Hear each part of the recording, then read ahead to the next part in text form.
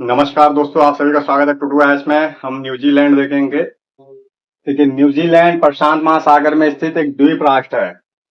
कौन से कंटिनेंट में पड़ता है तो बोलना ओसेनिया कंटिनेंट में पड़ता है, अर्थात ऑस्ट्रेलिया महाद्वीप में ही पड़ता है। ऑस्ट्रेलिया का पड़ोसी है, चारों ओर समुद्र से घिरा हुआ है।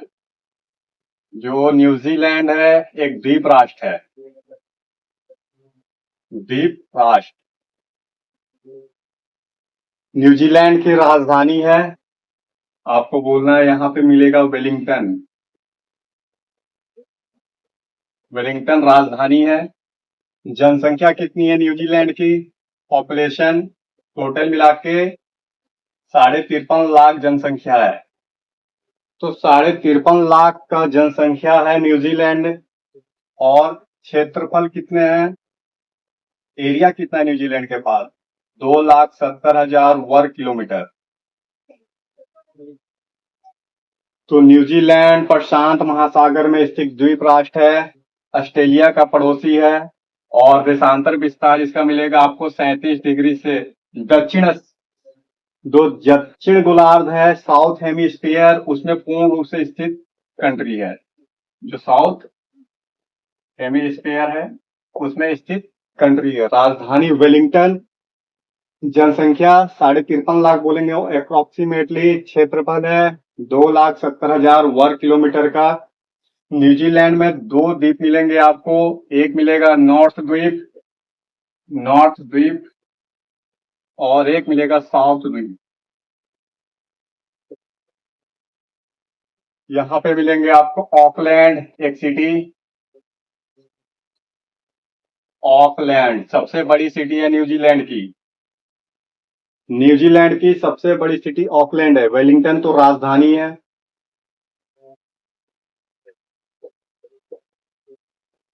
पूर्ण रूप से विकसित कंट्री है न्यूजीलैंड।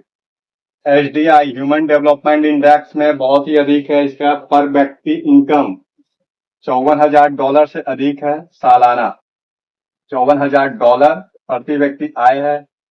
शिक्षा भी सर्वोच्च स्तर की है। और सूचकांक में हेल्थ हेल्थ सूचकांक भी बहुत ही अच्छा है, उच्च क्वालिटी का रिजल्ट है। एसडीआई में सबसे अधिक रहता है। एक शांतप्रिय देश है क्योंकि चारों ओर समुद्र से घिरा हुआ है। ऊपर से दक्षिण गोलार्ध के नीचे है। जो साउथ हेमिस्फीयर है उसके दक्षिण में रिजल्ट है। ऑलमोस्ट वर्ल्ड के जितने भी अशांत क्षेत्र हैं उससे डिस्कनेक्ट है। तो शांतप्रिय देश है। लेकिन किस तरीके का ये राष्ट्र है? पूरी तरीके से ज्वालामुखी और भूकंप से प्रभावित राष्ट्र है। ज्वालामुखी पर्वत मिलेंगे आपको उत्तर से लेकर दक्षिण तक।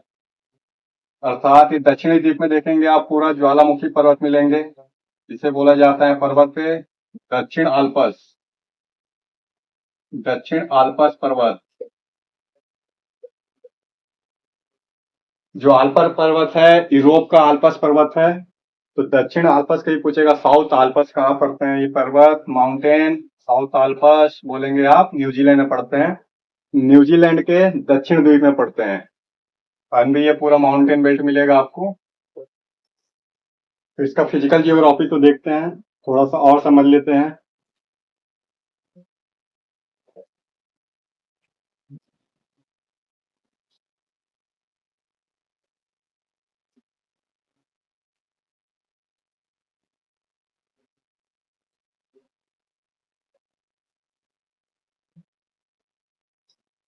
देखिए, न्यूजीलैंड है ज्वालामुखी पर्वतीय देश है। अर्थात ज्वालामुखी का उद्गार होते रहता है यहाँ पे जगह जगह पे। प्रशांत महासागर का जो पैसिफिक रिंग ऑफ फायर बोला जाता है, पैसिफिक रिंग ऑफ फायर पड़ते हैं। तो ज्वालामुखी जहां भी आती है वहां पे भूकंप आते हैं। जगह जगह भूकंप आते रहते हैं। जैसे क्राइस्टचर्च में भूकंप आए थे, काफी सारे लोग मर गए। हर साल भूकंप आते रहते हैं न्यूजीलैंड में।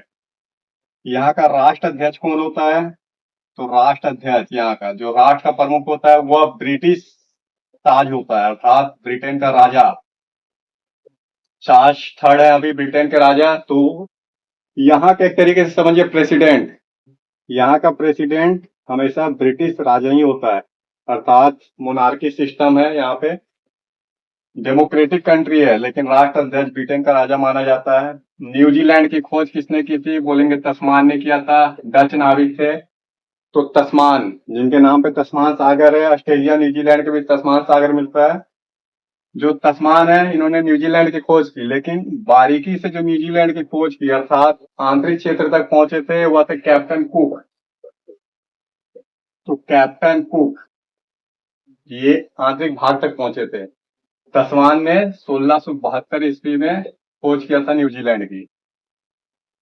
तो ऑस्ट्रेलिया की खोज भी कैप्टन कुक और तस्मान लोग ने किया था। न्यूजीलैंड की खोज भी इन्होंने ही किया था। जो दक्षिण आल्पस है, इसकी सर्वोच्च चोटी, दक्षिण आल्पस पर्वत,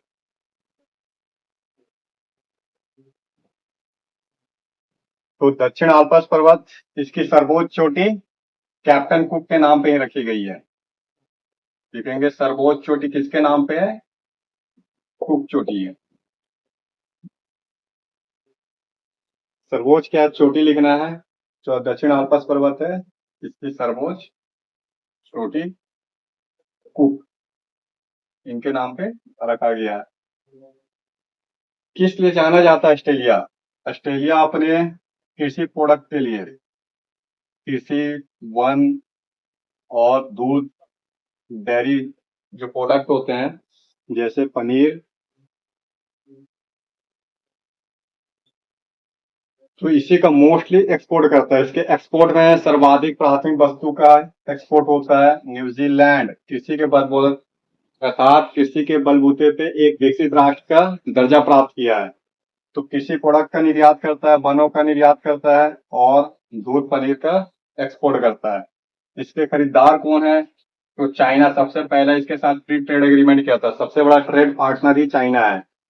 फिर इसका ट्रेड चलता है ऑस्ट्रेलिया के साथ, जो पड़ोसी है,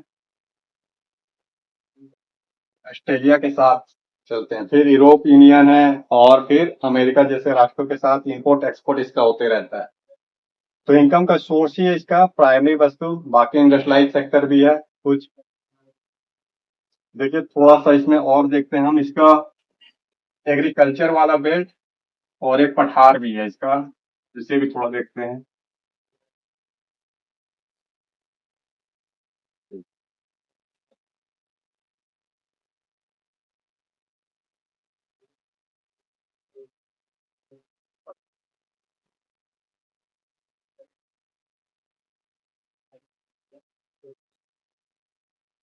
तो जो न्यूजीलैंड है, ये मैप रफ डायग्राम है ये न्यूजीलैंड है। पहले तो इसकी जलवायु थोड़ा सा हम देख लेते हैं कि किस तरीके की जलवायु है। इसकी जलवायु बोलेंगे समशीतोष्ण है। मकर रेखा के दक्षिण में है तो समशीतोष्ण जलवायु पाई जाती है। समुद्र के चारों साइड है, घिरा हुआ है, तो समुद्र का एक समकाली प्रभाव बोलते हैं। समकाली प्रभाव तटों के पास, क्योंकि तट से ज्यादा दूर समुद्र नहीं है, तो समकाली प्रभाव समुद्र का रहता है।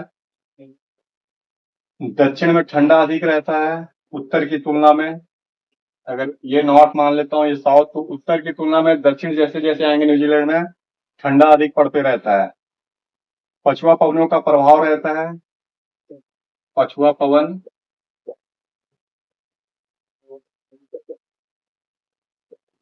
और कोस्ट क्षेत्र में वर्षा अधिक होती है। जो कोस्ट आपको दिखाई दे रहे हैं चारों साइड, एक तो प्लेन क्षेत्र है ये, और यहाँ पे वर्षा अधिक होती है क्योंकि माउंटेन से टकराते हैं जो भी आ रहे हैं समुद्र से आर्द्र पवने। तो आर्द्र पवने जब भी पर्वतों से टकराती है तो जो ढाल रहते हैं, ढाल पे बहुत अधिक वर्षा होता है। कहीं कहीं तो वर्षा इसमें 750 सेंटीमीटर तक वर्षा होती है। एवरेज रूप से 150 सेंटीमीटर वर्षा होती है। वर्षा की मात्रा इनफ है इसके पास, 750 सेंटीमीटर तक भी वर्षा हो जाती है कुछ कुछ क्षेत्रों में। इधर 150 सेंटीमीटर वर्षा हो जाते हैं।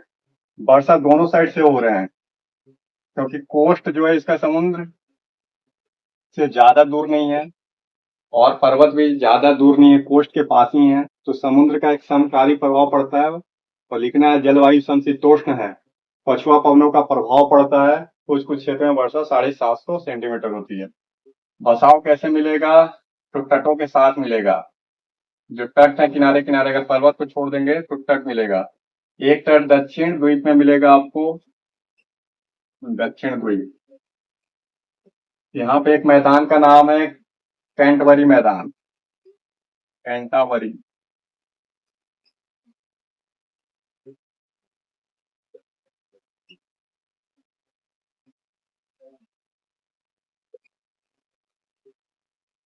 ये याद रखना है आपको, कैंटबरी का मैदान। कैंटबरी का मैदान कहाँ पे है? तो न्यूजीलैंड में है। भेड़ पालन होते हैं, मास लेवल पे, बहुत बड़े लेवल पे भेड़ को पाला जाता है। तो कैंटबरी का मैदान, कैंटावरी या कैंटबरी, ये कहाँ पड़ते हैं? तो वो ना न्यूजीलैंड, न्यूजीलैंड के यहाँ मिलेगा। दक्षिण आल्प्स के बीच में ही एक छोटा सा पठार है, ओटेंगा का पठार, अर्थात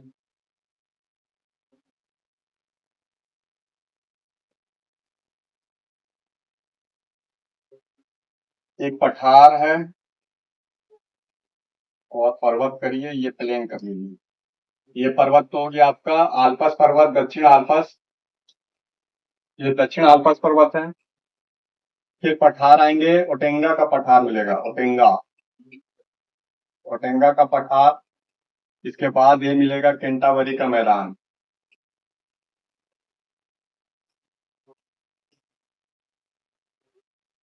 आप तट पे आ रहे हैं, केंटावरी का मैदान। उसके बाद आप चढ़ेंगे ओटेंगा के पठार में, फिर आप चढ़ेंगे आल्पस पर्वत पे। तो आल्पस पर्वत दक्षिण आल्पस बोला जाता है, न्यूजीलैंड में है, और ओटेंगा का पठार भी न्यूजीलैंड में है। भेड़ पालन, गाय पालन और बकरी पालन बहुत होते हैं न्यूजीलैंड में। न्यूजीलैंड का जो कोस्टल इलाका है, यह माउंटेन पर्वत है। इसी के ढाल पे रस मैदान, दोनों में भेड़ को पाला जाता है। जो भेड़ है, उच्च क्वालिटी के भेड़ रहते हैं। विशेषकर दो भेड़ों का नाम आता है, कोरीडेल भेड़। भेड़ की प्रजाति है कोरी दो भेड़।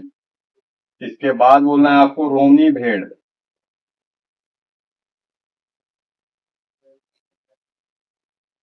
डोर, कोरीडेल, डोरनी डेल, कोरीडेल भेड़ कहाँ पे होते हैं? तो आपको लिखना है न्यूजीलैंड में।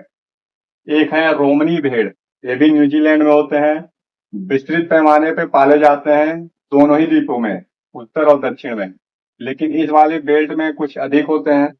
कैंटावेरी के मैदान में पाले जाते हैं। और भेड़ से क्या मिलता है? तो मांस के साथ साथ ऊन की प्राप्ति होती है, मांस, ऊन और दूध। गाय भी पाले जाते हैं। गाय के मांस का एक्सपोर्ट करता है, तो मीट एक्सपोर्ट भी करता है ये। आधुनिक प्रोसेसिंग प्लांट है मीट के लिए, अत्याधुनिक प्रोसेसिंग प्लांट। तो मीट इंडस्ट्री भी काफी विकसित है। ऑस्ट्रेलिया और न्यूजीलैंड दोनों में मीट इंडस्ट्री काफी विकसित है। तो कोरीडेल भेड़ और रोमनी भेड़। साथ साथ में और किस लिए फेमस है न्यूजीलैंड? न्यूजीलैंड फेमस है अपने जल विद्युत उत्पादन के लिए। जो भी पर्वत देश रहते हैं, जैसे नॉर्वे एक पर्वतीय देश है, जापान है, पुनः ब्रिटेन है, न्यूजीलैंड। एक बार इधर देखिए, ब्रिटेन, जापान और न्यूजीलैंड।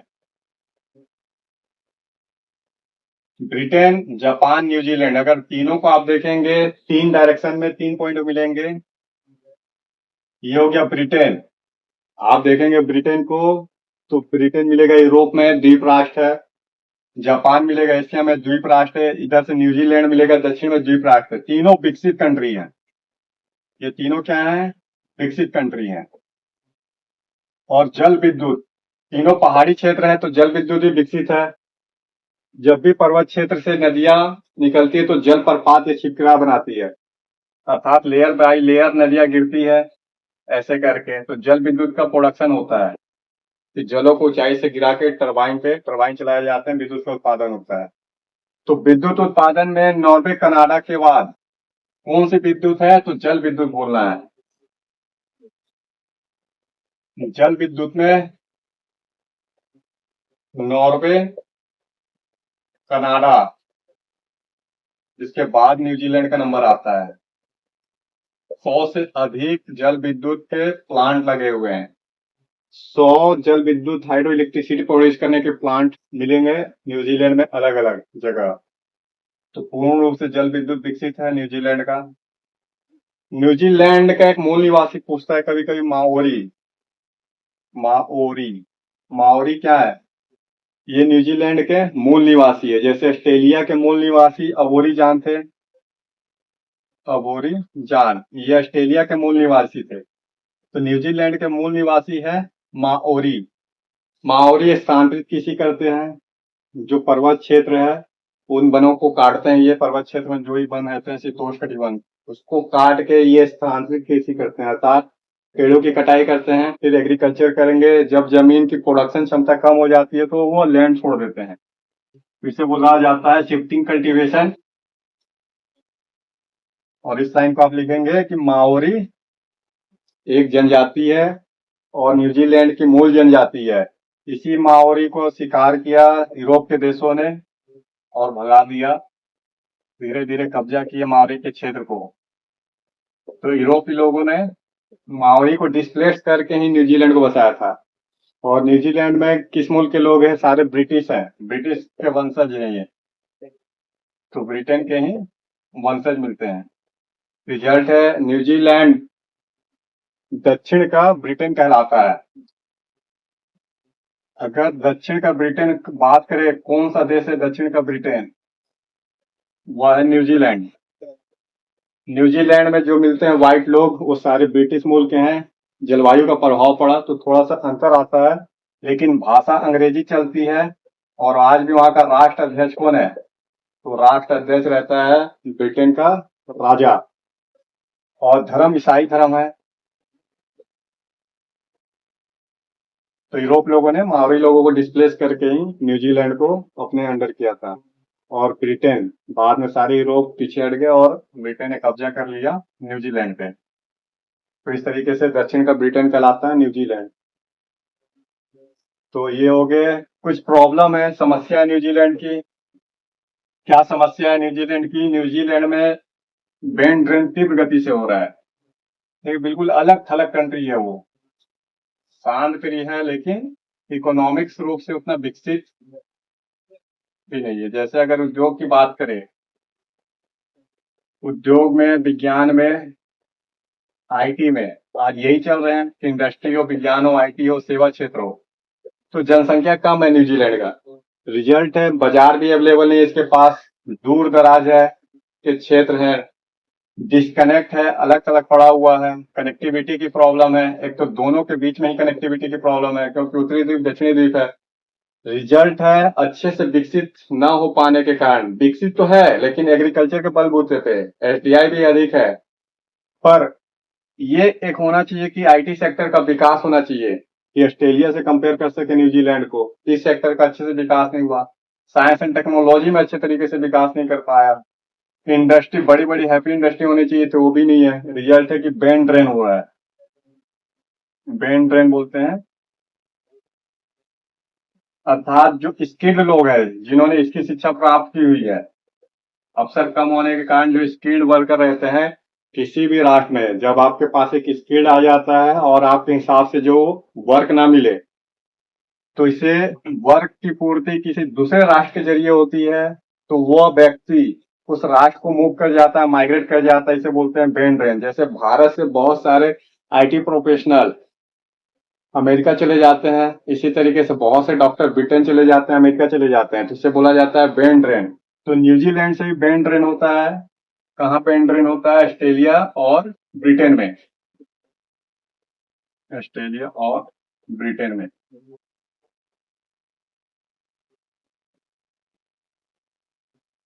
उद्योग में चंद उद्योग हैं, ऐसा भी नहीं कि उद्योग नहीं है। कुछ स्टील के प्लांट मिल जाते हैं, मीट प्रोसेसिंग इंडस्ट्री है,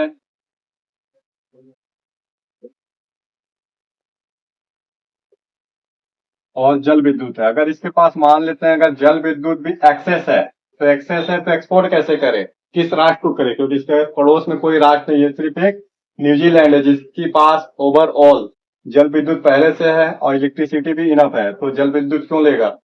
रिजल्ट है इसको एक्सपोर्ट करने में दिक्कत आता है।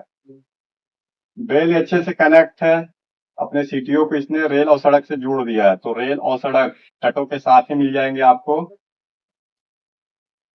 संचार कैसे हो रहा है, सड़क या रेल, सड़क और रेल के जार, लेकिन वायु मार्ग का तीव्र गति से विकास हुआ है। आज सबसे अधिक न्यूजीलैंड में वायु मार्ग का इस्तेमाल किया जाता है। हवाई जहाज के जरिए न्यूजीलैंड या ऑस्ट्रेलिया दोनों में एग्रीकल्चर किए जाते हैं, अर्थात हवाई जहाज का इस्तेमाल करके ही जल कीटनाशक का छिड़काव होता है। जल हो या कीटनाशक का छिड़काव करना है तो हवाई जहाज का इस्तेमाल किया जाता है न्यूजीलैंड में भी। रेल मार्ग को उतना कोई विशेष योगदान नहीं है, भले पैरेलल में जोड़ दिया गया हो जो भी कोस्ट के पास सिटी है, लेकिन कुछ विशेष महत्व नहीं रखता। उसकी जगह वायु मार्ग का ज्यादा इस्तेमाल करते हैं, जिसमें सब्सिडी भी मिल जाता है। हेलीकॉप्टर सेवा भी विकसित है न्यूजीलैंड ऑस्ट्रेलिया में। रिजल्ट इसी का प्रयोग किया जाता है जल कीटनाशक का छिड़काव करने के लिए, तो एग्रीकल्चर में हेलीकॉप्टर सेवा का प्रयोग। न्यूजीलैंड की कुछ सिटी देख लेते हैं हम।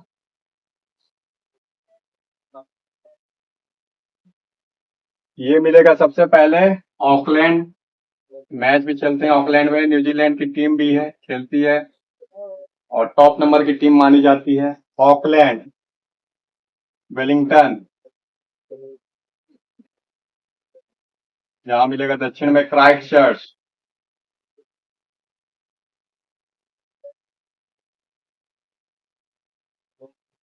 ड्यूनेडिल। कुछ ऐसे सिटी का नाम है, हैमिल्टन। फिलहाल देखिए सबसे बड़ी सिटी है ऑकलैंड, 15 लाख की जनसंख्या है, बोलना है 15 लाख जनसंख्या, सबसे बड़ी सिटी पूरा न्यूजीलैंड की ऑकलैंड है। फिर क्राइस्टचर्च, इसकी जनसंख्या 3,80,000 है। कितनी है, 3,80,000, लगभग 4 लाख मान लीजिए। और राजधानी वेलिंगटन, इसकी जनसंख्या 1.25 है। क्योंकि ओवरऑल न्यूजीलैंड की जनसंख्या कितनी है, 54 लाख मान लेते हैं, सब मिला के जनसंख्या भी स्टेबल है, बढ़ती भी नहीं है। तो ऑकलैंड, वेलिंगटन, क्राइस्टचर्च जैसे सिटी है इसके पास। बस यही है आज के लिए, तो बस यही है आज के लिए। बने रहिए टू डू आइस में, तब तक के लिए चैनल लाइक करिए, सब्सक्राइब करिए।